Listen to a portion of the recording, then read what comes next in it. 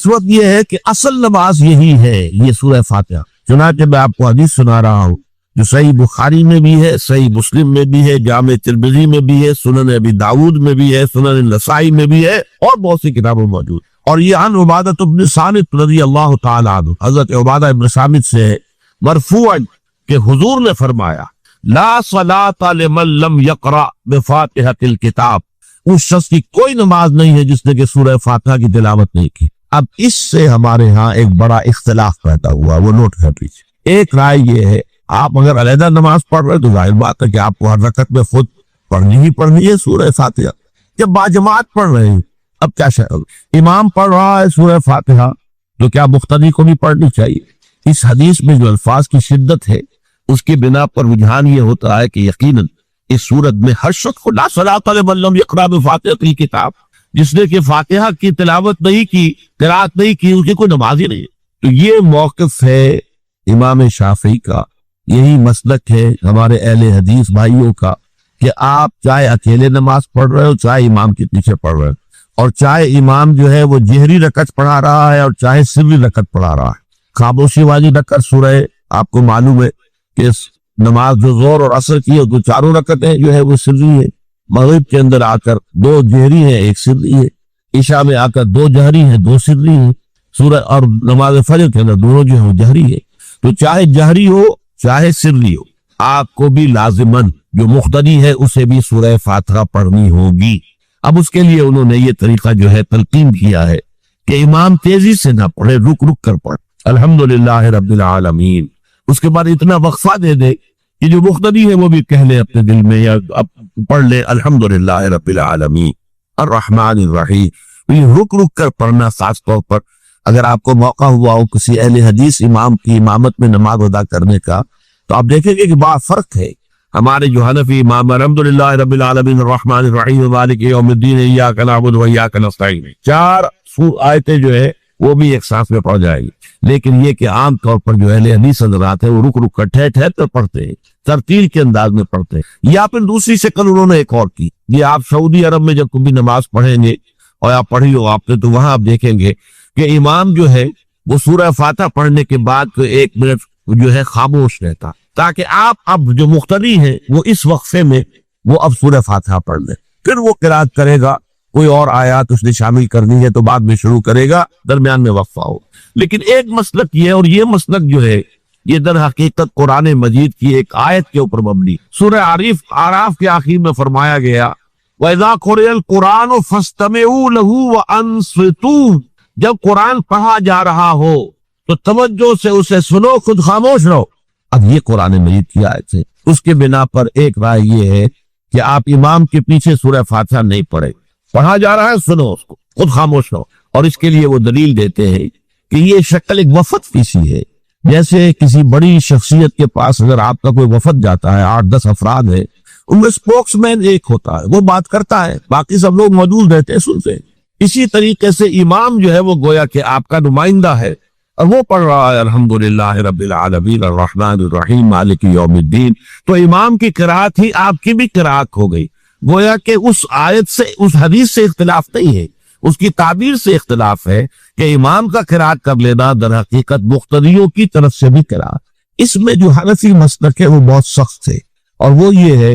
کہ چاہے سری نماز ہو اور چاہے جہری ہو، ہر کسی بھی حالت میں مقتدی جو ہے وہ سورہ فاتحہ نہیں پڑھے۔ اب اس میں ذرا سا سوال پیدا ہوتا ہے کہ جہری رکعت میں تو اس آیت کا اطلاق ہو جائے گا کہ وَإِذَا قُرِئَ الْقُرْآنُ فَاسْتَمِعُوا لَهُ وَأَنصِتُوا، سری میں تو اس آیت کا اطلاق نہیں ہوتا۔ بہرحال یہ مسلک ہے امام شافعی کا، ایک انتہا پر ہے، ہر صورت میں سری ہو یا جاری ہو آپ کو پڑھنی ہی پڑھنی ہے،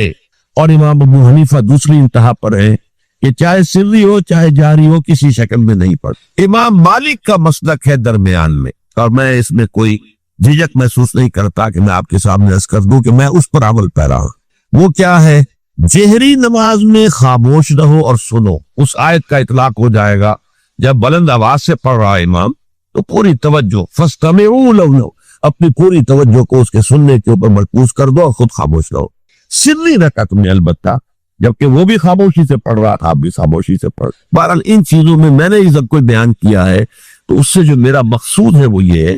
کہ معلوم ہو جائے کہ اس میں کوئی بڑی بنیادی بات نہیں ہے. نہ یہ کہ جو حنفی ہیں وہ اس حدیث کا انکار کرتے ہوں کہ لا صلاۃ لمن لم یقرأ بفاتحہ کی کتاب، کیسے وہ انکار کریں گے. اور نہ ہی کوئی جو حنبلی ہے یا اہل حدیث ہے وہ قرآن کو اس آیت کا اختلاف کر سکتا ہے کہ اذا قرئ القرآن فاستمعوا له وانصتوا. لیکن یہ ہے کہ اس کے پھر اس سے جو احکام کا استنباط ہے اس میں اختلاف ہو جاتا ہے. تو اس کو نہیں سمجھنا چاہیے کہ یہ کوئی بہت بڑی اہمیت والی بات ہے. بات کہ جو فرض نماز ہے اصل اہمیت اس کی ہمارے ہاں عام طور پر مذہبی حلقوں میں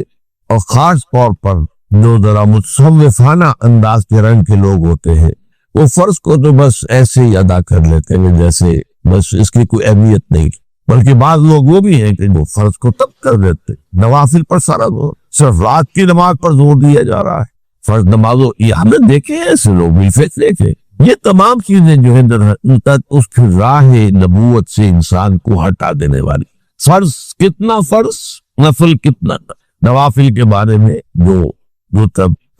ہے شریعت سے ثابت ہے وہ تہجد بھی نافلۃ لک حضور کے لیے تو لازم تھی، باقی کے بھی لازم نہیں ہے. جو قیام اللیل شروع میں تھا وہ لازم نہیں ہے. ہاں رمضان مبارک میں اس کی تشریق ہے، ترغیب ہے، وہ خاص ایک مہینہ ہے، اس میں دن میں کھانا پینا جو ہے وہ حرام کیا گیا. تو رات کو 2/3 رات یا 1/3 کم سے کم 1/3 رات جاگو اللہ کے قرآن کے ساتھ، اللہ کی کتاب کے ساتھ. تو یہ اصل میں جو توازن ہے یہ جو ہے بہت ضروری. ارأیت اذا صلیت الصلوات مکتوبات، حضور آپ نے دیکھا، غور فرمائیے کہ اگر میں جو فرض نمازیں ہیں وہ ادا کر. اب مثلا ایک حدیث مجھے اور یاد آئی، فرض نماز کی اہمیت کو بیان کرنے بھی حضور نے فرمایا جس شخص نے عشاء کی نماز بھی جماعت کے ساتھ ادا کی اور پھر فجر کی نماز بھی جماعت کے ساتھ ادا کی، اس کے لیے پوری رات کا قیام لکھ دیا جائے. فرض کی یہ فَإِذَا صَلَّيْتِ الْمَكْتُوبَاتِ الصَّلَوَاتِ الْمَكْتُوبَاتِ وَصُمْتُ رَمَضَانَ، اور میں روزہ بھی رمضان کے روزے رکھ دو، باقی روزہ رکھنا آپ کی مرضی پر ہے، رکھے ٹھیک ہے، لیکن وہ لازم نہیں. نجات کے لیے لازم جو بیس لائن ہے وہ جو عبادات فرض، اس کے بعد جتنا آدمی اضافہ کر سکے. حالات تو بھی دیکھے، بعض حالات ایسے ہوں گے کہ اس میں اصل اہمیت جہاد کی ہو جائے گی، قتال کی ہو جائے. اب ایسا حال بھی ہو سکتا ہے کہ اسلامی نظام قائم ہے، اسلامی حکومت قائم ہے، نظام خلافت قائم ہے، تو اب قتال کا معاملہ جو وہ حکومت کے ذمہ ہے، حکومت انتظام کرے گی. اگر کہیں 10,000 آدمی چاہیے، 10,000 آدمی نکل آئے چلا جانے کے لیے، تو باقی آرام سے گھر میں سوئیں یا نوافل پڑھیں، ساری رات کھڑے رہے، ٹھیک ہے. یہ تقرب بالنوافل کا موقع ہوگا. لیکن اگر اللہ کا دین جو ہے وہ مغلوب ہے، پامال ہے، اسے پاؤں تلے رودا جا رہا ہے، شریعت کی دھجیاں بکھیری جا رہی ہیں، عوامر کا استہزاء ہو رہا ہے، اور جو منکرات ہیں ان کی تبلیغ ہو رہی ہے، اس وقت آدمی نوافل پہ لگا رہے، وہاں تو فرض ہو جائے گا. امر بالمعروف نہی عن المنکر، جہاد اس کی جو بھی تقاضے ہو، اس وقت سارے تقاضے اس کو بیان کرنے کا موقع نہیں. اس اصل سے وہ اس فرض کو ترک کر کے نوافل پہ لگیں گے، یہ نوافل کو اوپر دے مارے جائے. اس کو بہت زیادہ نمایاں کرنے کے لیے میں مثال دیتا ہوں. ذرا سوچئے، جب دامن احد میں معرکہ جاری تھا اور صحابہ کی جان پر بنی ہوئی تھی، خود حضور کی جان پر بنی ہوئی تھی، آپ کو معلوم آپ زخمی ہوئے اور اتنا خون آپ کا بہہ گیا ہے کہ آپ بے ہوش ہو گئے اور خبر ہو گئی کہ آپ کا انتقال ہو گیا، شہید ہو گئے. اس وقت اگر کوئی شخص مسجد نبی میں بیٹھا ہوا درود کی تسبیح پڑھ رہا ہو یا کوئی اور نوافل ادا کر رہا ہو یا قرآن پڑھ رہا ہو، تو اس کے بارے میں کیا حکم آپ کا ہو؟ پکا منافق. حالانکہ کام تو وہ اچھے کر، درود کی کتنی فضیلت آئی ہے، اور نوافل ہے یا قرآن کا پڑھنے کا ایک ایک حرف کا 10 نیکیوں کا ثواب ہے. حق کے فوراً بعد والدین کے حق کا ذکر ہے. سورہ بقرہ کی آیت نمبر 83، اس میں بھی اللہ کے حق کے بعد والدین کا. سورہ نساء کی آیت نمبر 36، اللہ کے ساتھ شرک مت کرو، اللہ کی بندگی میں کسی کو شریک نہ ٹھہراؤ، والدین کے ساتھ حسن سلوک. سورہ انعام کا 19واں رکوع، توحید خداوندی کے فوراً بعد والدین کے ساتھ حسن سلوک. اسی طرح یہاں اور ایک مقام تو اور ہے جو ہم اپنے منتخب نصاب میں پڑھ چکے ہیں، جہاں اس طرح بریکٹ کیا ہے اللہ نے، انشکر لی ولوالدیک، کرو شکر میرا اور اپنے والدین. اس میں نوٹ کر لیجئے، چونکہ ادائے حقوق کا فلسفہ ہے، جیسا کہ میں تمہیدی جو گفتگو ہے اس میں عرض کر چکا ہوں. معاشرت کے اندر اصل شے دیکھنی ہے کہ کس کا کیا حق، وہ حق ادا کیے۔ اس میں ظاہر بات ہے کہ سب کا بڑا حق تو انسان پر اللہ کا ہے، خالق وہ، مالک وہ، رازق وہ، اور حقیقتاً رب بھی وہی ہے، پالنے والا وہی ہے۔ البتہ پالنے میں اللہ نے ذریعہ بنایا ہے والدین کو، انسان وجود میں آتا ہے والدین کے ذریعے، یہ جو بھی نعمت وجود عطا ہوئی ہے اس میں بھی ذریعہ واسطہ والدین بن۔ پھر جو ربوبیت ہے، پالنا پوسنا ہے، اس میں بھی اللہ کی ربوبیت کا سب سے بڑا ذریعہ، خاص طور پر اس وقت جب کہ انسان اپنے پاؤں پر کھڑا نہیں ہے، جیسے کہ آگے آ رہا ہے رب ارحمہما کما ربیانی صغیرا،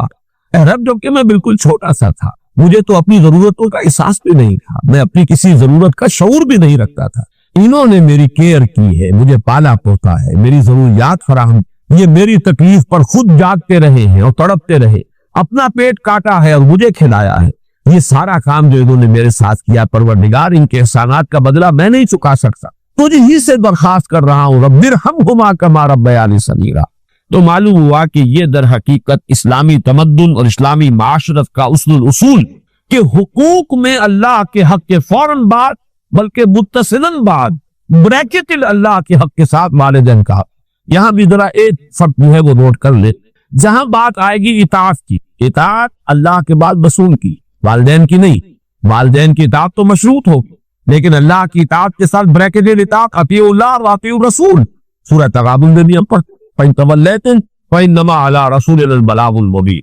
اطاعت میں اللہ کے بعد فوراً اللہ کا رسول، محبت میں اللہ کے فوراً بعد اللہ کا رسول۔ قُلْ إِن كَانَ آبَاؤُكُمْ وَأَبْنَاؤُكُمْ وَإِخْوَانُكُمْ وَأَزْوَاجُكُمْ وَعَشِيرَتُكُمْ وَأَمْوَالٌ اقْتَرَفْتُمُوهَا وَتِجَارَةٌ تَخْشَوْنَ كَسَادَهَا وَمَسَاكِنُ تَرْضَوْنَهَا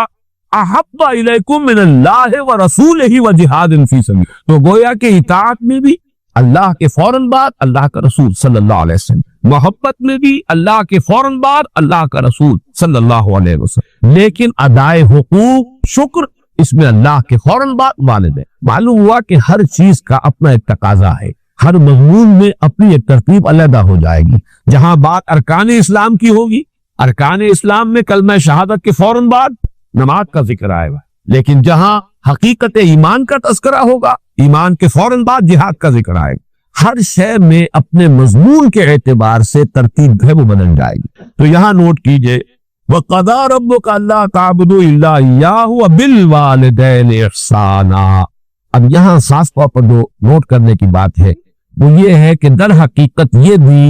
معاشرتی استحکام اور خاص طور پر خاندان کے ادارے کے استحکام کے لیے بہت بنیادی ہدایت ہے۔ میں عرض کر چکا ہوں جب سورہ تحریم کے تمہیدی مضامین ہم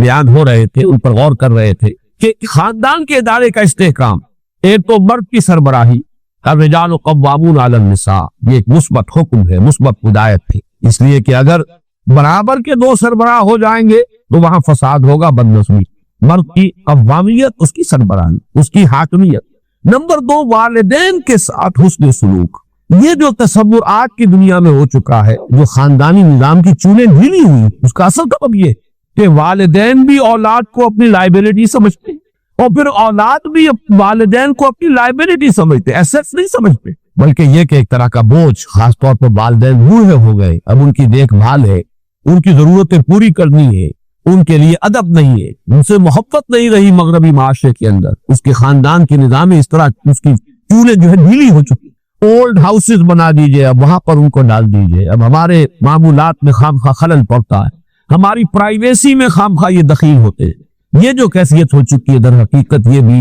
گویا کہ اس معاشرے کے فساد اور اس تمدن کی جڑ کاٹ دینے والا۔ لہذا قرآن مجید نے، جیسا کہ میں اس سے پہلے عرض کر چکا ہوں، جیسے یہ ہال ہے، اس کی لمبائی، چوڑائی، اونچائی، یہ 3 ڈائمنشنز ہے، اسی طریقے سے خاندان کے ادارے کی پہلی ڈائمنشن رشتہ ازدواج ہے، ایک مرد اور ایک عورت کے مابین، یہاں سے تو خاندان کی بنیاد پڑی۔ اس کے استحکام کے لیے الرجال قوامون علی النساء، مرد جو ہے قوام ہے عورتوں۔ پھر جب ان کے ہاں اولاد ہوئی، اب سیکنڈ ڈائمنشن ایڈ ہو گئی، اب والدین اور اولاد کا رشتہ ہے، یہ رشتہ مستحکم ہے۔ اس رشتے کے ضمن میں ہم وہ مثبت اور منفی دونوں پہلو دیکھ چکے ہیں جو ہمارے اس منتخب نصاب میں آ چکے ہیں۔ سورہ تغابن والدین کو ہدایت کی گئی، ان من ازواجکم واولادکم عدو لکم فاعتبروہ انما اموالکم واولادکم فتنہ۔ ایک طرف تو خود محتاط رہو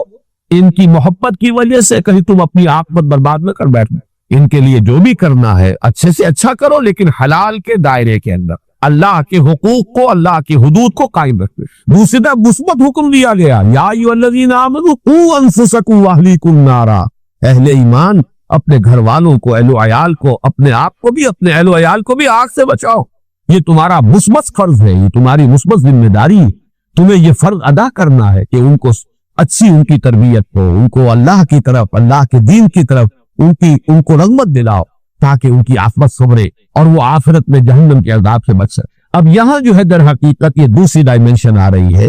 کہ اگر والدین کا ادب، ان کا احترام معاشرے کے اندر یہ قدر موجود ہو، تو پھر والدین بھی اپنے آپ کو پورے طور پر انویسٹ کر دیں گے اولاد کے اندر۔ لیکن اگر عام طور پر یہ نظر آ رہا ہو کہ اولاد تو والدین کی پرواہ نہیں کرتی، تو والدین بھی پھر فکر کریں گے، اپنی کمائی میں سے کچھ بچا کر رکھے، اپنے مستقبل کے لیے کچھ اہتمام کرے، وہ اپنے آپ کو پورے طور پر انویسٹ کرنے کے لیے تیار نہیں ہوگی۔ اور جیسا کہ آج کل آپ مغرب میں دیکھ رہے، خاص عمر ہوئی ہے، لڑکے کو بھی گھر سے نکال دیے، جاؤ اب کھاؤ پیو کماؤ، یہاں تک کہ لڑکیوں کو نکال دیں، جاؤ اپنے پاؤں پر کھڑے۔ اس لیے کہ اب ہمیں جو کچھ کمانا ہے وہ اپنے مستقبل کے لیے، اپنے بڑھاپے کے لیے، اپنا بڑھاپا انشور کرنا ہے،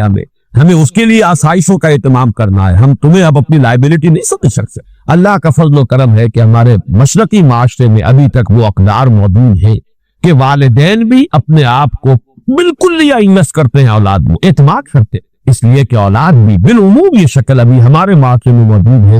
کہ بڑھاپے میں والدین کے وہ کا سہارا بنتے ہیں، ان کے لیے، ان کی خدمت کرنے کے لیے اپنی امکانی حد تک قبر بستہ رہتے ہیں۔ تو یہ بھی در حقیقت باہمی اعتماد، خاندانی کے ادارے کے استحکام کا ایک بہت بڑا ذریعہ، وہ بات ہے جو یہاں تفصیل سے آ رہی ہے۔ وَقَضَىٰ رَبُّكَ أَلَّا تَعْبُدُوا إِلَّا إِيَّاهُ وَبِالْوَالِدَيْنِ إِحْسَانًا، والدین کے ساتھ حسن سلوک۔ اور اس مقام پر، اس مضمون پر، یہ مقام ذروۂ سلام ہے قرآن مجید۔ جتنی تاکید یہاں آئی ہے اور جتنے اسلوب کے ساتھ اس کو بیان کیا گیا ہے یہاں، واقعہ یہ ہے کہ یہ ذروۂ سلام چوٹی ہے قرآن مجید کی اس موضوع۔ اِمَّا يَبْلُغَنَّ عِندَكَ الْكِبَرَ أَحَدُهُمَا أَوْ كِلَاهُمَا، اگر پہنچ ہی جائیں تمہارے پاس کبر، بڑی عمر کو، بڑھاپے کو، احدہما، ان دونوں میں سے کوئی ایک، او کلاہما، یا وہ دونوں، فلا تقل لہما اف، تو انہیں اف تک مت کہو۔ یہ اف کیا شے ہے؟ اف عربی زبان میں کہتے ہیں قابل نفرت شے ہے، جس سے گھن آتی، جیسے کہیں کوئی غلاظت ہے یا کہیں پر کوئی یہ ناخن تراشے گئے ہیں وہ کہیں پڑے ہوئے، ان سے جن سے انسان کو کچھ گھن سی آتی ہے، یہ ہے لفظ۔ اس کا مادہ جو ہے حمزہ اور فا، اس کا مادہ یہ ہے۔ تو اف کہنا جو ہے در حقیقت کچھ نفرت کا، استحقار کا انداز۔ فلا تقل لہما اف، تو انہیں اف تک مت کہو۔ قرآن مجید میں یہ لفظ آیا ہے، ایک تو یہ کہ حضرت ابراہیم علیہ السلام نے کہا تھا اف لکم وما تعبدون، بڑی نفرت اور حقارت کے ساتھ اپنی قوم سے خطاب کر کے کہا تھا تمہارے لیے اور تمہارے معبودوں کے لیے تف ہے، تم پر بھی اور تمہارے معبودوں پر بھی، یعنی یہ کہ میں ان سب سے بری ہوں اور میرا ان سے کوئی کسی قسم کا کوئی تعلق نہیں۔ انی وجہت وجہی للذی فطر السماوات والارض حنیفا وما انا من المشرکین۔ اور یہی لفظ ایک مرتبہ آیا ہے سورہ احقاف کی آیت نمبر 17 میں، کہ جو ناخلف اولاد ہوتی ہے وہ اپنے والدین سے جس طریقے سے مخاطب ہوتی ہے، اف لکما اتعداننی، کس کا کیا آپ دھکوسنے کی باتیں کر رہے ہیں؟ کیا مجھے بتا رہے ہیں کہ میں جب مر جاؤں گا اور مٹی ہو کر مٹی میں مل جاؤں گا پھر مجھے اٹھا لیا جائے گا؟ تو وہاں بھی لفظ اف آیا۔ تو یہاں نوٹ کیجئے، فلا تقل لہما اف، انہیں اف تک نہ کسی معاملے میں کہیں انہیں یہ احساس، اس کو اصل مفہوم سمجھیے، ان کے احساسات مجروح نہ ہو، یہ ہمیں کوئی اپنے اوپر بوجھ سمجھ رہے ہیں یا یہ کہ ہم سے کسی درجے میں کوئی نفرت کر رہے ہیں، ہمیں اب کوئی بنظر استحقار دیکھ رہے ہیں۔ اولاد کی طرف سے یہ طرز عمل والدین کے لیے ظاہر بات ہے کہ نہایت ان کے جذبات کو مجروح کرنے والا ہوگا۔ فلا تقل لہما اف ولا تنہرہما، جھڑکو مت۔ یہ آگے بات مزید واضح ہو جائے گی۔ کبھی ایسا ہوتا ہے کہ بڑی عمر کو والدین پہنچ گئے ہیں، وہ جیسے خود قرآن مجید میں سورہ حج میں بیان کیا گیا، ارذل العمر، ایک بڑی عمر ایسی بھی ہوتی ہے کہ وہ جس کو ارذل عمر کہا گیا ہے، اور اس میں کہ لا یعلم من بعد علم شیئا، انسان کے حافظے میں، ذہن میں، سوچ میں وہ ترقی معکوس شروع ہو جاتی، بلکہ یہ کہ بچپن کی سی کچھ باتیں جو ہے وہ لوٹ کر آ جاتی ہیں، وہی عادتیں، وہی خواہشات۔ اس ظاہر بات ہے کہ اس وقت والدین کی ہر بات نہیں مانی جا سکتی، ان کی کسی فرمائش کو رد بھی کر دینا پڑے گا، لیکن لا تنہر، جھڑکو مت، بات جو ہے وَقُلْ لَهُمَا قَوْلًا كَرِيمًا، بات کرو ان کے ساتھ نرمی کے ساتھ، ادب کے ساتھ، شائستگی کے ساتھ۔ کسی فرمائش کو اگر رد بھی کر دینا ہے تو جھڑکنے کے انداز میں نہیں، ڈانٹنے اور ڈپٹنے کے انداز میں۔ وَلَا تَنْهَرْهُمَا وَقُلْ لَهُمَا قَوْلًا كَرِيمًا، اور ان سے بات کیا کرو، گفتگو کرو، ان کے سے مخاطب ہو تو بڑے ادب کے ساتھ، نرمی کے ساتھ، شائستگی کے ساتھ، تہذیب کے ساتھ، ان کے مقام اور مرتبے کو ملحوظ رکھتے۔ کہ تین جو سب سے بڑے بڑے گناہ ہیں، والذین لا يدعون مع اللہ الہا آخر، وہ لوگ کہ جو اللہ کے ساتھ کسی اور الہ کو پکارتے نہیں ہیں، کسی اور سے دعا نہیں کرتے۔ ولا يقتلون النفس التي حرم اللہ الا بالحق، نہیں انسانی جان کو قتل کرتے ہیں جسے کہ اللہ نے محترم قرار دیا ہے مگر حق کے ساتھ، یعنی کوئی قانون کی دفعہ ان کے اوپر لاگو ہو جائے تو بات دوسری ہے۔ قتل عمد کے قصاص میں قتل ہوگا، یا یہ کہ زنا اگر شادی شدہ مرد یا عورت کرتے ہیں تو ان کی سزا جو ہے وہ رجم ہے، جو قتل کی ایک بہت ہی شدید شکل ہے، یا مرتد کی سزا قتل ہے، اور یا پھر یہ ہے کہ کافر کو قتل کیا جا سکتا ہے جو حربی ہو، جس کے ساتھ جو جنگ ہے وہ ڈکلیئرڈ ہو۔ ان چار صورتوں کے علاوہ کسی انسان کو کسی حالت میں کسی جذبے کے تحت قتل کرنا جائز نہیں ہے، حرام ہے، حرام مطلق ہے۔ یہ ہمارے ہاں جو عزت کے نام پر آنر کلنگز جو ہو رہی ہوتی ہے، یہ سب کے سب جو ہے جرم ہے اسلام کی نگاہ میں۔ کسی کو یہ حق حاصل نہیں ہے کہ اس طرح سے اپنے ہاتھ میں قانون کو لے لے۔ لیکن اس کے بعد فرمایا تھا کہ جو لوگ یہ کام کرتے ہیں تو پھر یہ ہے کہ یلقا اسامہ، وہ اس کی پاداش بھگت کر رہیں گے۔ یضاعف لہ العذاب یوم القیامہ، ان کے لیے قیامت کے دن عذاب دگنا کر دیا جائے گا، بڑھا دیا جائے گا۔ وَيَخْلُدْ فِيهِ مُهَانًا، اور وہ رہیں گے اس میں ہمیشہ ہمیش نہایت ذلت کے ساتھ، رسوا ہو کر۔ إِلَّا مَنْ تَابَ وَآمَنَ وَعَمِلَ عَمَلًا صَالِحًا، اس میں استثناء ہے کہ جو توبہ کرے اور تجدید ایمان کرے یا ایمان لائے۔ اگر پہلے کافر تھا تو ایمان لائے گا، اور اگر پہلے مسلمان تھا لیکن یہ کہ یہ گناہ سرزد اس سے ہوا تو گویا کہ ایک طرح کے کفر میں وہ داخل ہو گیا تھا، ایمان حقیقی سے محروم ہو گیا تھا، تو گویا کہ تجدید ایمان کرے۔ الا من تاب وآمن وعمل عملا صالحا، اور پھر اس کا عمل تبدیل ہو جائے، عمل درست ہو جائے، غلط کام کو فی الواقع چھوڑ دے۔ فاولئک یبدل اللہ سیئاتہم حسنات، تو یہ وہ لوگ ہیں کہ اللہ تعالیٰ ان کی برائیوں کو بھلائیوں سے بدل دے گا۔ یہ بات جو ہے بہت بلند ہے، اس میں اللہ تعالیٰ کی طرف سے وعدہ جو ہو رہا ہے کہ فَأُولَٰئِكَ يُبَدِّلُ اللَّهُ سَيِّئَاتِهِمْ حَسَنَاتٍ وَكَانَ اللَّهُ غَفُورًا رَحِيمًا وَمَن تَابَ وَعَمِلَ صَالِحًا، پھر دوبارہ تکرار کے ساتھ یہ بات آ چکی ہے، جو توبہ کرے اور پھر عمل اچھا کرے، فَإِنَّهُ يَتُوبُ إِلَى اللَّهِ مَتَابًا، تو وہ ہے جو حقیقت میں توبہ کرتا ہے اللہ کی جناب میں جیسے کہ توبہ کرنی چاہیے، عمل میں کوئی تبدیلی نہ ہو، اور توبہ کی تسبیح ہوتی رہے، استغفر اللہ ربی من کل ذنب واتوب الیہ، آپ نے 10 تسبیحیں کرنی، 1000 مرتبہ کہہ لیا، یہ سب زیرو ہے اللہ کی نگاہ میں۔ ذکر کا ثواب مل جائے گا کہ اتنا وقت آپ نے اللہ کا نام لیا ہے، اللہ کا ذکر کیا ہے، اس کا ثواب تو ملے گا، لیکن یہ توبہ نہیں ہے، اس سے کسی گناہ کی معافی کا کوئی سوال نہیں ہوتا، اس سے برائیوں کے بھلائیوں میں بدلنے کا کوئی امکان نہیں ہے، اس سے اس کی سزا سے بچنے کی کوئی سبیل نہیں۔ اب سورہ تحریم میں خاص طور پر ایک خاص جو پس منظر ہے اس کے اعتبار سے یہ آیت آ رہی ہے، یا ایھا الذین آمنوا توبوا الی اللہ توبۃ نصوحا، اے وہ لوگوں جو ایمان لائے ہو، اے ایمان کے مدعیوں، دعوے دارو، توبہ کرو اللہ کی جناب میں، لیکن وہ توبہ خالص ہونی چاہیے، توبۃ نصوحا۔ اس سورہ مبارکہ کے پس منظر کو نوٹ کیجئے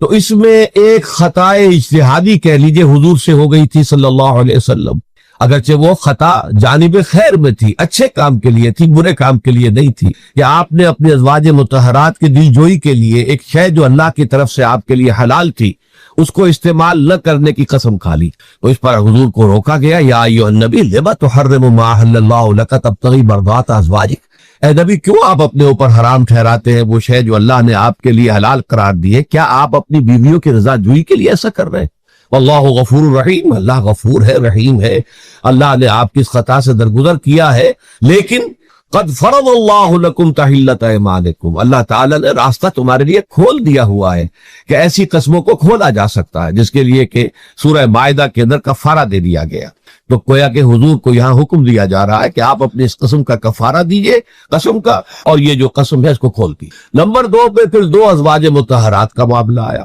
کہ حضور نے ایک راز کی بات کہی ایک زوجہ محترمہ سے، لیکن انہوں نے وہ راز جو ہے وہ دوسری زوجہ محترمہ کو پہنچا دیا جن میں زیادہ آپس میں قریبی تعلق تھا۔ تو گویا کہ یہ بھی ایک طرح سے خیانت ہو گئی، اس لیے کہ راز جو ہے وہ تو ایک امانت ہوتا ہے، اور خاص طور پر عائلی زندگی میں میاں بیوی کے درمیان کے جو معاملات ہوتے ہیں وہ تو بہت ہی رازداری پر مبنی ہوتے ہیں، اس لیے ان میں سے کوئی چیز جو ہے جس کو خاص طور پر کہا گیا ہو کہ یہ ایک راز کی بات ہے، یہ تم سے کہہ رہا ہوں، کسی اور سے کہنا نہیں ہے، تو اس میں جو غلطی ہوئی ہے وہ بھی ایک بڑی غلطی تھی حضرت عائشہ صدیقہ رضی اللہ تعالی عنہا ان کی۔ تو ان دونوں کے پس منظر میں پھر تیسری بات آئی کہ اہل ایمان اگر تم غافل ہو اپنے اہل و عیال کی طرف سے اس اعتبار سے کہ ان کا کردار کیسا بن رہا ہے، وہ اللہ کے بندے ہیں یا کوئی غلطیاں کر رہے ہیں، خطا کر رہے ہیں، تو دیکھو یہ تم ان کے ساتھ جو ہے وہ محبت نہیں کر رہے، عداوت کر رہے ہو، اس لیے کہ تمہاری اس نرمی، تمہاری اس شفقت اور ان محبت کے اندر اس درجے بڑھ جانا کہ اس میں اللہ تعالیٰ کے جو حرام کردہ امور ہیں ان میں بھی تم ملوث ہو جاؤ، تو یہ گویا کہ در حقیقت تم اپنے آپ سے بھی دشمنی کر رہے ہو اور ان سے بھی دشمنی کر رہے ہو۔ اپنے آپ سے دشمنی کر رہے ہو کہ تمہاری عاقبت خراب ہوگی، ان سے دشمنی کر رہے ہو کہ ان کی اگر تربیت غلط ہو جائے گی تو گویا کہ وہ جہنم کا نمالہ بنیں گے۔ اب اس 3 چیزوں کے پس منظر میں فرمایا جا رہا ہے یا ایھا الذین آمنوا توبوا الی اللہ توبۃ نصوحا، اے ایمان والو، اے ایمان کے دعوے دارو، اللہ کے جناب میں توبہ کرو، لیکن توبہ خالص نصوحا۔ پہلی بات تو یہ جانیے، میں نے بھی یقیناً پہلے بھی عرض کیا ہوگا لیکن دہرانے میں کوئی حرج نہیں ہے، عربی زبان میں یہ 2 الفاظ بہت قریب ہیں، آبا یعوب اوبن اور تابا یتوب توبن یا توبتن۔ آبا یعوب اوبن بھی ہوتا ہے واپس لوٹنا، لیکن یہ ہے کسی یعنی مادی چیز کی طرف سے واپس لوٹنا۔ ایک ہے تابا یتوب توبن یا توبتن، وہ کسی فعل سے، معنوی چیز سے پلٹ آنا، لوٹ آنا۔ چنانچہ ایک بڑی پیاری جو دعا حضور صلی اللہ علیہ وسلم مانگا کرتے تھے، آپ کی مسنون دعاؤں میں سے جب آپ سفر پر گئے واپس گھر آئے تو گھر میں داخل ہوتے ہوئے آئبونا تائبونا لربنا حامدون، ہم پلٹ کر آ گئے ہیں سفر سے، وطن سے میں پہنچ گئے ہیں، گھر میں داخل ہو رہے ہیں اور ہم اس حال میں بھی اپنے رب کی جناب میں توبہ بھی کر رہے ہیں، رجوع کر رہے ہیں اللہ کی جناب میں، اور اپنے رب کی حمد کرتے ہوئے داخل ہو رہے ہیں۔ آئبونا تائبونا لربنا حامدون۔ اسی طرح آپ بازار جائیں، اس کے بعد اپنے گھر میں داخل ہو تو یہ دعا پڑھیں، تو یہ گویا یہ بہت ہی ایک یوں سمجھیے مبارک، بہت سی اس کے اندر برکات ہوں گی۔ تو اس میں بھی لفظ آبا یعوب اوبن، تابا یتوب توبن، یہ دونوں کے بہت قریب آ گئے، آئبونا تائبونا لربنا حامدون، توبو الی اللہ۔ اب الہ کو نوٹ کیجئے، یہ توبہ کا لفظ بھی بہت سے ایسے الفاظ میں سے عربی زبان کے، جیسا کہ اس سے پہلے ہم دیکھ چکے ہیں کہ ایک لفظ ہے رغبہ، رغبہ رغبت جسے اردو میں ہم بولتے ہیں۔ رغبہ الہ ہوگا تو کسی شے کی طرف رجحان ہونا، اس کی طلب پیدا ہو جانا، اس کی خواہش پیدا ہو جانا، اور رغبہ عن ہوگا تو کسی چیز سے متنفر ہو جانا، دور ہٹ جانا، دور چلے جانا۔ ورب ایک ہی ہے، پریپوزیشن کی چینج سے بالکل برعکس نتیجہ نکل آیا۔ ومن رغب عن سنتی فلیس منی، جسے میری سنت پسند نہیں ہے، جو اس سے ہٹتا ہے، پیچھے ہٹتا ہے، اس کو ترک کرتا ہے، اس کا مجھ سے کوئی تعلق نہیں۔ اسی طرح مالا یمیل و میلن، مالا الہ کسی شے کی طرف مائل ہونا، مالا عن اس شے سے ہٹ جانا، پیچھے ہٹ جانا، نفرت ہو جانا۔ اسی میں وہ لفظ تھا سا فقط سقط قلوبکما، تمہارے دل جو ہے وہ تو مائل ہو ہی گئے ہیں۔ سغا بھی الہ ہوگا تو اس کے معنی کسی شے کی طرف مائل ہو جانا، عن ہوگا تو کسی شے سے متنفر ہو جانا۔ تو وہاں میں عرض کر چکا تھا لقد سقط قلوبکما،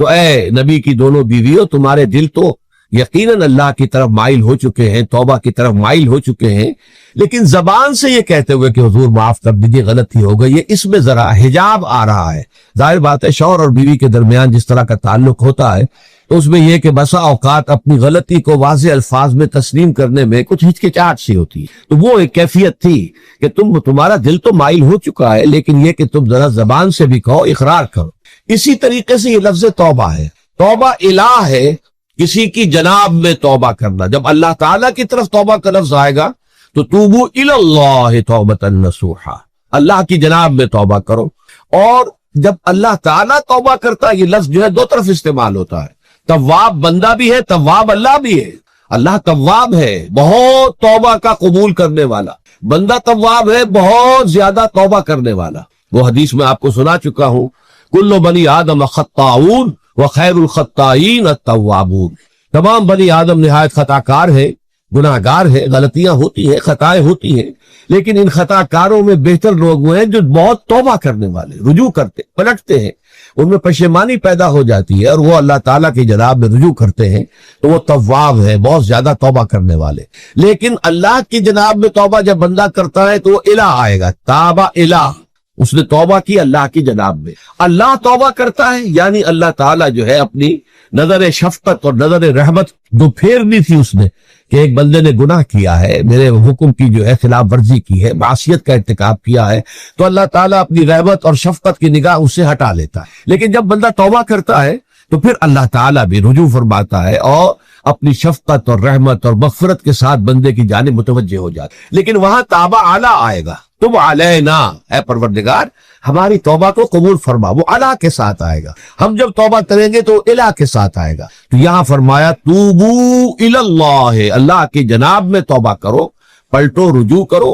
اور توبۃ نصوحا، خالص توبہ۔ اس کی جو وضاحت تھوڑی سی میں ابھی کر چکا ہوں کہ خالص توبہ سے مراد کیا ہے۔ یہ نہیں کہ بس توبہ کی ورد ہو رہا ہے اور توبہ جو ہے وہ اس کے کلمات زبان سے ادا کیے جا رہے ہیں۔ بعض لوگ ہیں وہ جو آیت کریمہ ہے اس کا 1.25 لاکھ کا ہو رہا ہے، ورد ہو رہا ہے، کتنا ہو رہا ہے، اس کی تسبیح پڑھ رہے، اس سے کچھ نہیں ہوتا جب تک کہ دل کے اندر گناہ سے نفرت پیدا نہ ہو جائے، حقیقی پشیمانی نہ ہو کہ یہ مجھ سے بہت غلط حرکت سرزد ہوتی رہی ہے، پختہ ارادہ نہ ہو کہ آئندہ یہ کام نہیں کروں گا یا کروں گی، اور یہ کہ بالفعل بھی اس کام کو چھوڑ دے۔ یہ 3 شرطیں کم سے کم ہے ان چیزوں میں کہ جو حقوق اللہ میں سے، اللہ تعالیٰ کے حقوق، ان میں کوتاہی ہوئی ہے، ان میں غلطی ہوئی ہے، اس میں انسان نے کسی معصیت کا ارتکاب کیا ہے، تو 3 شرطیں۔ حقیقی پشیمانی نمبر 1، جس کے لیے میں نے اقبال کا شعر آپ کو سنایا تھا جو بالکل نوجوانی کے دور میں انہوں نے کہا تھا، اور کسی، اب میں نام بھول رہا ہوں، کوئی بہت بڑے شاعر جو استاذ تھے، اساتذہ،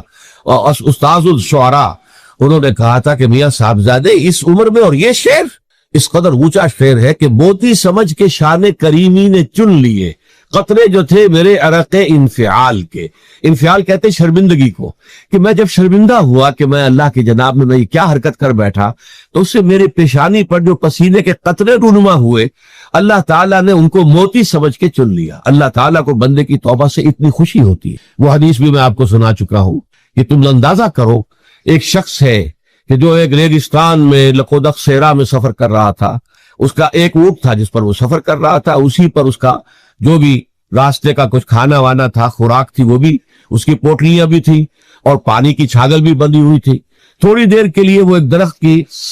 کے سائے میں بیٹھ گیا استراحت کے لیے، وہ اسی میں آنکھ لگ گئی اس کی۔ اب جب آنکھ کھلی تو دیکھا کہ اونٹ غائب ہے۔ اب اونٹ گویا کہ اس کی زندگی کا واحد سہارا، کہاں جائے گا بغیر اونٹ کے؟ اس دوڑا دائیں بائیں، شمال جنوب مغرب مشرق، سب میں کہیں جہاں تک وہ کر سکتا تھا اسے کہیں اونٹ نظر نہیں آیا۔ تو پھر وہ اسی درخت کی سائے میں آ کر بیٹھ جاتا ہے موت کے انتظار میں کہ اب تو موت ہی آئے گی، نہ کھانے کو کچھ، نہ پینے کو پانی، نہ سواری کہ میں کہیں یہاں سے نکل سکوں۔ اچانک دیکھتا ہے کہ وہ اونٹ تو کھڑا ہوا ہے اور وہ سامان بھی موجود ہے۔ تو اس میں فرط مسرت کی وجہ سے خوشی اتنی شدید ہوتی ہے اسے کہ وہ کہنا تو یہ چاہتا ہے اللہ میں تیرا بندہ ہوں، تو میرا رب ہے، لیکن وہ کہہ یہ بیٹھتا ہے اللہ میں تیرا رب ہوں، تو میرا بندہ ہے۔ یعنی اتنا وہ اپنے اس میں حواس کھو بیٹھتا ہے خوشی کی وجہ سے۔ اتنی ہی خوشی ہوتی ہے اللہ تعالیٰ کو اپنے کسی گناہ گار بندے کی توبہ سے۔ اب آپ اندازہ کیجئے، یہ ہے جو تشبیہ حضور صلی اللہ علیہ وسلم نے توبہ کی عظمت کے لیے بیان کی۔ تو اس کے حوالے سے، اور میں آپ کو فلسفے کے طور پر بھی بتا چکا ہوں کہ بہت بڑی غلطی جو ہے،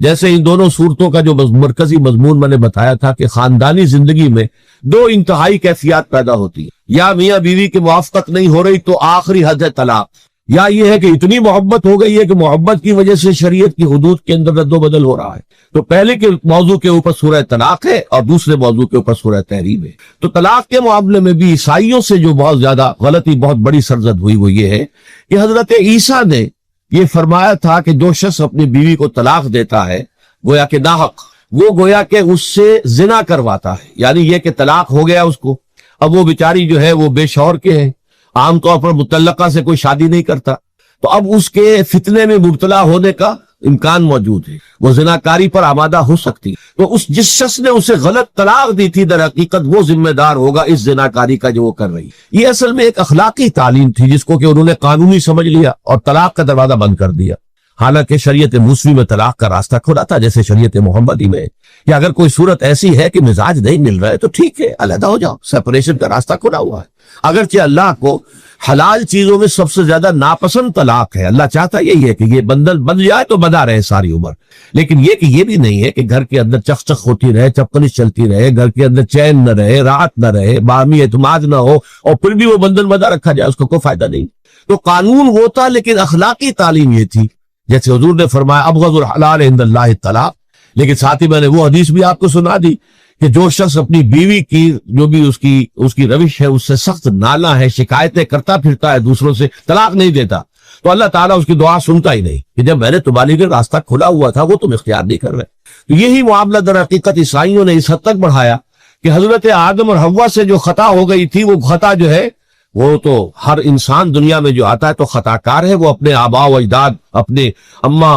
حوا اور اپنے ابا آدم کی خطا لے کر اپنے ساتھ پیدا ہو رہا ہے، تو گناہ گار ہے۔ Man is sinful from the very birth. اب اس کا کیا علاج ہو؟ پھر وہ تو اس کا علاج ڈھونڈا کہ اللہ نے اپنا اکلوتا بیٹا زمین پر بھیج کر اور اسے ان لوگوں کی طرف سے کفارہ بنا لیا کہ جو ہمارے اس بیٹے پر ایمان لیا۔ یہ سارا عقیدہ بنائے فاسد علی الفاسد کیوں ہوا؟ کہ توبہ کے بارے میں تصور ان کا غلط ہو گیا۔ اللہ قرآن مجید نے واضح کیا کہ غلطی تو ہوئی تھی حضرت آدم و حوا سے، شیطان کے بہکانے میں آ گئے تھے، لیکن یہ کہ پھر انہوں نے توبہ کی، اللہ نے تاب علیہ، اللہ نے اس کی توبہ قبول فرما لی۔ فتلقى آدم من ربہ کلمات فتاب علیہ، تو آدم نے اپنے رب سے کچھ کلمات سیکھ لیے، پشیمانی تو ہو گئی تھی، شرمندگی ہو گئی تھی، لیکن الفاظ نہیں مل رہے تھے، کن الفاظ میں اللہ کی جناب میں توبہ کروں۔ اللہ کی کمال شفقت کے اللہ نے وہ الفاظ بھی انہیں تلقین کر دیے جو سورہ اعراف کے اندر بیان ہوئے ہیں، ربنا ظلمنا انفسنا وان لم تغفر لنا وترحمنا لنکونن من الخاسرین، اللہ نے توبہ قبول فرما لی، فتاب علیہ۔ اب جو بچہ پیدا ہو رہا ہے نسل آدم کا، وہ کوئی اپنے جد امجد جو ہے حضرت آدم اور حضرت حوا کے گناہ کی پوٹ لے کر نہیں آتا ہے، وہ تو کل مولود یولد علی الفطرہ، فطرت الاسلام پہ پیدا ہوتا ہے۔ تو توبہ کی در حقیقت جو عظمت اور حقیقت ہے ہمارے دین میں، اس کو نہ سمجھنے سے بھی بہت بڑی غلطیاں لوگوں سے ہو جاتی ہے۔ تاریخ انسانی میں اتنی بڑی بڑی غلطیاں ہوئی۔ طلاق کے معاملے میں بھی عیسائیوں نے پھر یہ کیا کہ سوائے اس کے کوئی شکل نہیں ہے کہ بیوی زنا کار ہو تو پھر تو طلاق ہو جائے گی، سیپریشن ہو جائے گی، لہذا جو طلاق دینا چاہتے تھے وہ ایسے مواقع پیدا کرتے تھے کہ بیوی زنا کرے، یا یہ کہ جھوٹی گواہیاں فراہم کرتے تھے زناکاری کی اور پھر اس سے چھٹکارا حاصل کرتے تھے۔ اس کے بغیر چھٹکارا حاصل کرنے کی کوئی شکل نہیں تھی۔ اس میں بڑے بڑے افسانے جو ہیں وہ مغربی لٹریچر کے اندر آپ کو ملیں گے کہ عورت سے نجات پانے کے لیے انہیں پھر یہ کرنا پڑتا کہ جھوٹے طور پر جھوٹا الزام تہمت لگا کر اس کے اوپر زنا کا الزام ثابت کرے، یا یہ ہے کہ اسے واقعتاً خود ایسے حالات میں ڈال دے کہ وہ زانیہ بن جائے اور پھر اس سے نجات حاصل۔ یہ گویا کہ پھر وہی بنائے فاسد علی الفاسد، ایک غلط بات کے اوپر دوسری غلط بات کہی۔ تو توبوا الی اللہ توبۃ نصوحا، توبہ کرو اللہ کی جناب میں جو کہ خالص توبہ۔ خالص توبہ میں 3 شرائط میں نے بیان کر دی کہ اگر اللہ کے حقوق میں معاملے میں کبھی بیشی ہوئی ہے تو پھر یہ ہے کہ پشیمانی حقیقی، عزم مصمم دوبارہ نہیں کروں گا نہ کروں گی، اور نمبر 3 یہ کہ ایک مرتبہ اس گناہ کو لازماً چھوڑ دینا۔ اس کے بعد جو ہے اگر یہ حقوق العباد میں سے ہے تو ایک چوتھی اضافی شرط ہے، یا تو اس کی تلافی کرو، اس کا پیسہ مارا تھا تو پیسہ دو، بہن کا حق جو ہے وراثت میں کھایا تھا تو اس کو ادا کرو، یا اس سے معافی حاصل کرو، یا پھر ایک شکل ہو سکتی ہے کہ اگر وہ فوت بھی ہو گیا ہے، کوئی شکل نہیں ہے، اس کی طرف سے صدقہ و خیرات کرتے رہو، اللہ یہ میں کر رہا ہوں اس کے حساب میں اس کو جمع کر دے، اور میری جو کوتاہی تھی اس کو معاف فرما دے، اس کو جو ہے وہ ڈیبٹ کریڈٹ ہو جائے گا۔ ورنہ پھر آخرت میں یہ ہوگا کہ آپ کی نیکیاں اس کے حوالے کی جائیں گی، یا آپ کے پاس نیکیوں کا ذخیرہ بھی کافی نہ ہوا تو اس کے گناہ آپ کے پلڑے میں ڈال دیے جائیں گے۔ اور اسی کو حضور نے فرمایا کہ میری امت کا اصل مفلس وہ ہے۔ آپ نے پوچھا اتدرون من المفلس، آپ لوگ جانتے ہیں کہ مفلس کون ہوتا ہے؟ تو صحابہ نے وہی جواب دیا جو ہم میں سے ہر شخص جواب دے گا، المفلس عندنا من لا درہم لہ ولا دینار، ہمارے نزدیک ہم مفلس اس کو کہتے ہیں جس کے پاس درہم و دینار نہیں ہے، روپیہ پیسہ نہیں ہے۔ حضور نے فرمایا نہیں، میری امت کا مفلس وہ ہوگا جو قیامت کے دن حاضر ہوگا، بہت سی نمازوں کی وہ پنڈ لے کر آئے گا، وہ گٹھڑی لے کر آئے گا، گٹھڑا لے کر آئے گا، اور روزوں کا اور اس کا اور حجوں کا اور عمروں کا، لیکن وقد شتم ھذا واکل مال ھذا، اس نے مال کھایا تھا فلاں کا حرام طریقے سے، فلاں کو گالی دیتی تھی، فلاں کو تہمت لگائی تھی، حقوق العباد کے اندر جو ہے اس کی عزت پر حملہ کیا تھا، وہ سارے مدعی جمع ہو جائیں گے۔ اللہ تعالیٰ کسی سے کہے گا بھائی تم اس کی نمازیں لے جاؤ، کسی سے کہے گا اس کے روزے لے جاؤ، اچھا تم لو حج لے جاؤ، اس کے عمرے لے جاؤ، اور اس کے بعد بھی مدعی باقی ہوں گے تو اب مدعیوں کے گناہ اس کے پلڑے میں ڈالے جائیں گے، اور پھر وہ دوسروں کے گناہوں کے بوجھ تلے دب کر جہنم میں جھونک دیا۔ تو یہ حقوق العباد کے اندر معاملہ اس سے بھی کہیں زیادہ سخت ہے کہ جو حقوق اللہ کا ہے۔ اللہ تو بڑا غفور ہے، رحیم ہے، اس کے اندر وہ رعایت بھی کرے گا، لیکن حقوق العباد کا معاملہ اللہ کہہ دے گا یہ میرا معاملہ ہے ہی نہیں، یہ تمہارا آپس کا معاملہ ہے، تمہیں اس میں تو جو بھی ہے لین دین کر کے ہی معاملہ چکانا ہوگا، دے دے کر معاملہ ہوگا، اس کے بغیر نہیں۔ تو توبوا الی اللہ توبۃ نصوحا عسیٰ ربکم ان یکفر عنکم سیئاتکم، این ممکن ہے، عسیٰ اصل میں امید دلانے کے لیے ہوتا ہے، شاید کہ ایسا ہو جائے، لیکن جب اللہ کی طرف سے یہ لفظ آتا ہے تو یہ یقینی معنی، یقینی وعدے، اللہ کا وعدہ ہے، اگر تم یہ توبہ نصوح کرو گے تو اللہ کا وعدہ ہے تم سے کہ وہ تم سے تمہاری برائیوں کو دور کر دے گا۔ یہ تکفیر کے لفظ کو بھی سمجھ لیجئے، کفر کا اصل معنی ہے چھپا دینا، دبا دینا، اسی لیے گناہ کا کفارہ ہوتا ہے۔ آپ سے گناہ ہو گیا، آپ نے کفارہ دے دیا تو گناہ چھپ گیا، دب گیا، اس کے اثرات زائل ہو گئے، وہ آپ کے نام اعمال سے اس کو ختم کر دیا۔ یہ ہے کفارہ، کفارہ۔ کفار جمع ہے کافر کی، کافر جو ہے وہ حق کو چھپاتا ہے، اللہ کی دعوت جو دی جا رہی ہے اس کو دباتا ہے، تو اس معنی میں وہ کافر ہے، انکار کرتا ہے۔ لیکن یہ کہ ایک کفران نعمت ہے، کسی نے آپ پر احسان کیا ہے اور آپ اس کا احسان نہیں مان رہے، آپ کے لیے دل میں اس کے لیے کوئی احسان بندی کے جذبات پیدا نہیں ہوئے، تشکر کا جذبہ پیدا نہیں، یہ کفران نعمت ہے۔ تو تکفیر اس کو بھی کہتے، تکفیر اسے بھی کہتے ہیں مسلمان امت میں سے کسی کو نکال دینا، اس لیے کہ وہ بنیادی عقائد میں علیحدہ ہو گیا ہے، تو یہ پرجنگ ہے، یہ بھی تکفیر ہے۔ تو تکفیر اعمال کیا ہے کہ برے اعمال کو دھو دے گا تمہارے نام اعمال سے، بل اور نمبر 2 تمہارے دامن کردار سے بھی دھو دے گا، جو غلطیاں تمہارے اوپر چلی آ رہی تھی، اتنے عرصے تک تم کرتے رہے ہو، تمہارا کردار جو ہے اس سے مقدر ہو گیا ہے، اس کے اندر جو ہے خرابی پیدا ہو گئی ہے، تو اللہ اس کو بھی دھو دے گا۔ تو دنیا میں بھی تکفیر کا اثر ہوگا کہ انسان کی اصلاح ہو جائے گی، اس کی سیرت و کردار جو ہے صحیح رخ پر آ جائیں گے، اور آخرت میں یہ ہے کہ اس کا جو اعمال نامے میں جو گناہ درج تھا وہ وہاں سے صاف کر دیا جائے گا، محو کر دیا جائے گا۔ یہ تکفیر 2 گنا ہے، اور اس میں جو ہم سورہ الفرقان میں پڑھ کر آئے ہیں وہ اس سے بھی اگلی بات ہے، اولئک یبدل اللہ سیئاتہم حسنات، جہاں گناہ کا اندراج تھا وہاں اب نیکی کا اندراج ہو جائے گا، تمہاری سیرت و کردار میں جو گناہ کا پہلو تھا وہ اب نیکی کے پہلو میں بدل جائے گا۔ یہ تکفیر گویا کہ دنیا میں بھی اور آخرت میں بھی۔ عسیٰ ربکم، امید ہے اور اللہ کا وعدہ ہے کہ وہ تم سے تمہاری برائیوں کو دور کر دے گا۔ مطلب یہ کون انسان ہے جو برائی سے بالکل پاک ہے؟ کل بنی آدم خطاؤن وخیر الخطائین التوابون۔ توبہ کرو، توبہ نصوح کرو، اللہ تعالیٰ دھو دے گا، تمہارے دامن کردار سے بھی داغ اور دھبے صاف کر دے گا، اور تمہارے اعمال نامے سے بھی۔ وَيُدْخِلَكُمْ جَنَّاتٍ تَجْرِي مِن تَحْتِهَا الْأَنْهَارُ، اور تمہیں داخل کرے گا ان باغات میں جن کے نیچے یا جن کے دامن میں ندیاں بہتی ہوں گی۔ یوم لا یخزی اللہ النبی والذین آمنوا معہ، وہ دن کہ جس دن اللہ رسوا نہیں کرے گا نہ نبی کو اور نہ ان کو جو ان کے ساتھ ایمان لائے۔ ان کے ساتھ ایمان لانے، ظاہر بات ہے انبیاء کے رسوا ہونے کا تو کوئی سوال ہی نہیں، یہاں اس کا ذکر جو ہے وہ تو صرف بطور تذکرہ کر دیا گیا، ورنہ اصل کیا ہے، جو نبی کے ساتھ ایمان لائے۔ اور نبی کے ساتھ ایمان لانے والوں میں درجہ اول کے لوگ وہ ہیں جو صحابہ کرام جو حضور کے زمانے میں تھے، حضور کے ساتھ دیا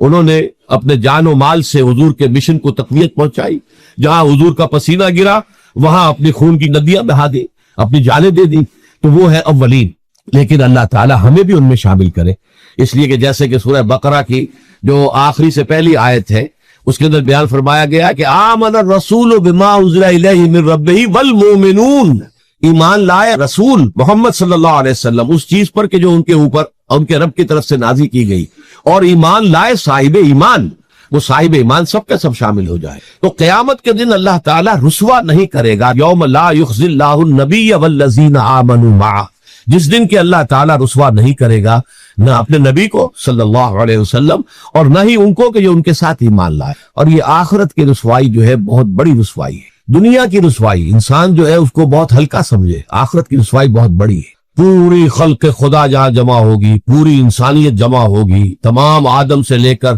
آخری انسان تک جمع ہوں گے، اور وہاں اگر رؤوس الاشہاد ہمارا پردہ چاک کیا جائے، ہمارے گناہوں کو جائے اعلان کیا جائے، تو کتنی بڑی رسوائی ہوگی۔ اسی لیے یہ دعا مانگتے رہنا چاہیے، اللہم ربنا اجرنا من خزی الدنیا والآخرہ، اے اللہ ہمیں بچا لے، دنیا اور آخرت دونوں کی رسوائی سے بچا لے۔ دنیا کی رسوائی یہ ہے کہ آپ کی کسی غلط کام کا چرچا ہو جائے، دنیا کے اندر پھیل جائے، آپ کی جو ہے عزت جو ہے وہ داغدار ہو جائے، اس سے بھی اے اللہ بچا لے، پردہ ڈال دے۔ جیسے کہ حضور نے لفظ استعمال کیا اللہ یتغمدنی ربی برحمتہ، اللہ یہ کہ میرا پروردگار مجھے اپنی رحمت کی چادر تلے ڈھانپ لے۔ اللہ تعالیٰ دنیا میں بھی ہمیں ڈھانپے رکھے اور آخرت میں بھی ڈھانپ لے۔ تو یہ خزی دنیا